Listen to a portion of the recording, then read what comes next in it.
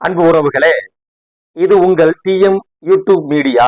நான் திருப்பூர் மஜீத். சில நாட்களாக சமூக வலைதளங்கள்ல சாட்டை துரைமுருகன் மற்றும் நாம் தமிழர் ஒருங்கிணைப்பாளர் சகோதரர் சீமான் அவர்களுடைய ஆடியோ படு வைரலாக பேசப்பட்டு வரக்கூடிய சூழ்நிலையில் அது குறித்து தான் நாம் இன்று இந்த காணொளியில் பார்க்க இருக்கின்றோம். உறவுகளே,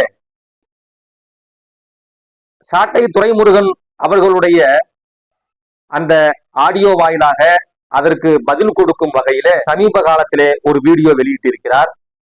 அந்த காணொளியிலே அவர் 3 விடயங்களை மிக முக்கியமாக குறிப்பிடுகிறார். அதுல முதலாவதாக, எனக்கும் அண்ணன் சீமான் அவர்களுக்கும் உண்டான அந்த ஆடியோ உண்மைதான், அது எங்கள் இருவருடைய குரல் தான் என்பதாக அதில் அவர் அதை உறுதியாக சொல்லியிருக்கிறார். அதன் பிறகு அவர் கூறியிருக்கக்கூடிய அந்த விடயங்கள் தான் நம்மை ஆச்சரியத்தில் ஆழ்த்துகிறது.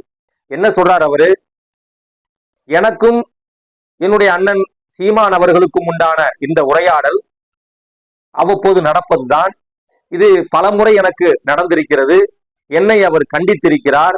நான் ஒரு பேச்சாளனாக வர வேண்டும் என்பதற்காக அவர் என்னை செதுக்கி இருக்கிறார், என்னை மெருகூட்டி இருக்கிறார், பலமுறை என்னை அந்த கட்சியிலிருந்து விலக்கி இருக்கிறார். அது எனக்கும் அவருக்குமானது என்பதாக அதில் குறிப்பிடுகிறார். இதில் நாம் கவனிக்க வேண்டிய விஷயம், அன்பு சகோதரர் சாட்டை துரைமுருகன் அவர்களே, உங்களோடு எனக்கு ஒரு முறை நெருங்கிய ஒரு நிகழ்வு ஏற்பட்டிருக்கிறது. எங்களுடைய பகுதியிலே சிறுபான்மை மக்களுக்கான ஒரு பெரிய எதிர்ப்பு அலையாக இருந்த சிஏஏ, என்ஆர்சி, என்பிஆர் போன்ற அந்த கருப்பு சட்டங்களுக்கு எதிராக பல மாவட்டங்களிலே பல இடங்களிலே ஷாஹின்பாக் என்ற ஒரு போராட்ட களத்தை ஏற்பாடு செய்திருந்த பொழுது நீங்கள் அந்த கூட்டங்களுக்கு வருகை தந்து அங்கே நீங்கள் உரையாற்றி இருக்கிறீர்கள். அந்த நேரத்திலே உங்களோடு எனக்கு உண்டான தொடர்பு அதிகமாக இருந்திருக்கிறது. அந்த உரிமையிலே உங்களிடத்தில் நான் கேட்டுக்கொள்வது, உங்களை உங்களுடைய தலைவர் சீமான் அவர்கள் செதுக்கியதாகவும், உங்களுடைய பேச்சை அவர்கள் ஒருமுகப்படுத்தியதாகவும், உங்களுடைய பேச்சில் இருக்கக்கூடிய தவறுகளை சரி செய்ததாகவும் நீங்கள் சொல்கின்ற இந்த கருத்தே எங்களை பொறுத்தவரை முரணானது. உங்களுடைய தலைவர் சீமான் அவர்கள் முந்தைய மேடைகளிலே எப்படி பேசியிருந்தார் என்பதை தமிழக மக்கள் பார்த்ததில்லையா? அவர்கள் எப்படி இதற்கு முந்தைய மேடையிலே இப்பொழுதாவது அவர் கொஞ்சம் பக்குவப்பட்டிருக்கிறார், சற்று சில வார்த்தைகளை, தடித்த வார்த்தைகளை தவிர்த்திருக்கிறார். ஆனால் இதற்கு முன் பல மேடைகளிலே அவர் ஒருமையிலே பேசுவதும் தனிமனித விமர்சனங்களை தரம் தாழ்ந்து வைப்பதுமாக இருந்ததை இந்த தமிழகம் அறிந்திருக்கிறது. அது உங்களுக்கு தெரியாதா? அப்படி இருக்கின்ற நிலையில் அவர் எப்படி உங்களுடைய பேச்சை சரி செய்திருக்க முடியும்? சரி, அது இருக்கட்டும். உங்களுடைய பேச்சை சரி செய்ததாக சொல்லி இருக்கிறீர்களே, இந்த வீடியோவிலேயே நீங்கள் அந்த கூட்டிற்கு, அந்த ஆடியோவிற்கு பதில் சொல்லக்கூடிய அந்த வீடியோவிலாவது உங்களுடைய பேச்சை நீங்கள் சரி செய்திருக்கிறீர்களா? அதை முறைப்படி நீங்கள் பேசி இருக்கின்றீர்களா? கிட்டத்தட்ட அந்த காணொளி முழுவதுமே நீங்கள் அளவுக்கு அதிகமான ஒருமையில் பேசக்கூடிய வார்த்தையும் மிக மக்கள் முகம் சுளிக்கக்கூடிய வார்த்தைகளுமே நீங்கள் பயன்படுத்தி இருக்கிறீர்களே. நீங்கள் எப்படி பண்பட்டு விட்டீர்கள்? எப்படி உங்களுடைய பேச்சை அவர் சரி செய்திருக்க முடியும்? இன்று வரை உங்களுடைய காணொளி பதிவிலே உங்களுக்கான தெளிவான பேச்சை பார்க்க முடியவில்லையே. அது மட்டும் இல்லாமல் அந்த காணொளி பதிவிலே நீங்கள் பேசக்கூடிய வார்த்தை முன்னுக்கு பின் முரணாக இருக்கிறது என்பதை எல்லாருமே பார்க்க முடிகிறதே. நீங்கள் குற்றம் சாட்டக்கூடிய நபராக விடுதலை சிறுத்தைகள் கட்சியை சார்ந்த மாலின் என்பவரை நீங்கள் குற்றம் சாட்டுகிறீர்கள். அவர்தான் இந்த ஆடியோவை தேவையில்லாத தருணத்திலே வெளியிட்டு சிக்கலை ஏற்படுத்தி இருக்கிறார் என்பதாக நீங்கள் கூறியிருக்கிறீர்கள். நீங்கள் விமர்சனம் செய்வது விடுதலை சிறுத்தைகள் கட்சியினுடைய ஒரு நபர் குறித்தான இந்த விமர்சனத்தில், இந்த சலசலப்பிற்கு, இந்த சிக்கலான இந்த ஆடியோவிற்கு முழுமையான காரணமாக விடுதலை சிறுத்தைகள் கட்சியை சார்ந்த ஒரு நபரைத்தான் குற்றம் சாட்டுகிறீர்கள். ஆனால் உங்களுடைய இந்த காணொளி பதிவில் முழுக்க முழுக்க உங்களுக்கு உண்டான திமுக விரோதத்தையே பார்க்க முடிகிறது.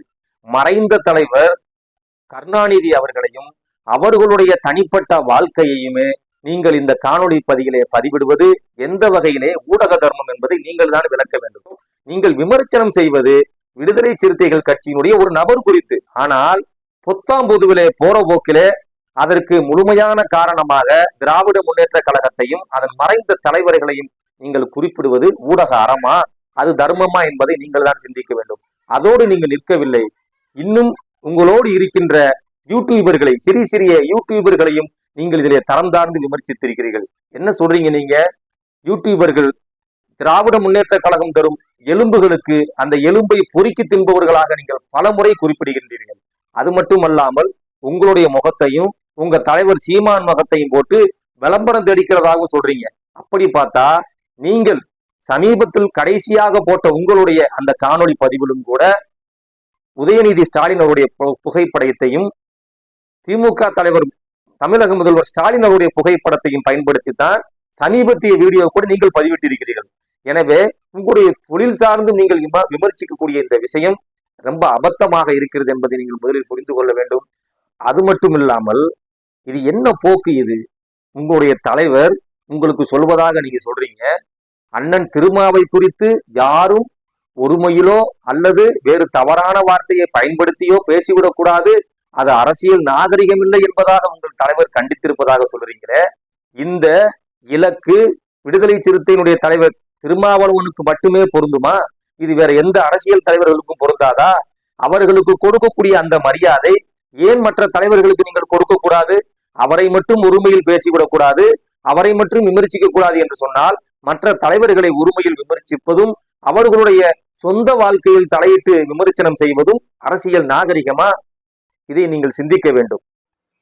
ஆகவே ஊடகத்தில் இருக்கும் நாம் உண்மை சார்ந்தும் ஒழுக்கம் சார்ந்தும் அறம் சார்ந்தும் நம்முடைய பதிவுகளை மக்களிடத்திலே கொண்டு சேர்க்க வேண்டும் என்று அன்பு சகோதரர் சாட்டை துரைமுருகன் அவர்களுக்கு வேண்டுகோள் வைப்பதோடு, நேயர்களே, தாங்களும் உண்மைக்கும் ஒழுக்கம் சார்ந்தும் அறம் சார்ந்தும் பதிவிடக்கூடிய காணொளிகளுக்கு நீங்கள் வாய்ப்புகள் தந்து அவர்களுக்கு ஊக்கம் அளிப்பதோடு, தேவையற்ற தேவையில்லாத காணொளி பதிவுகளை புறந்தள்ளி உண்மையை உறக்கச் சொல்ல உங்களிடத்திலே வேண்டுகோள் வைத்து விடைபெறுகிறேன். நன்றி.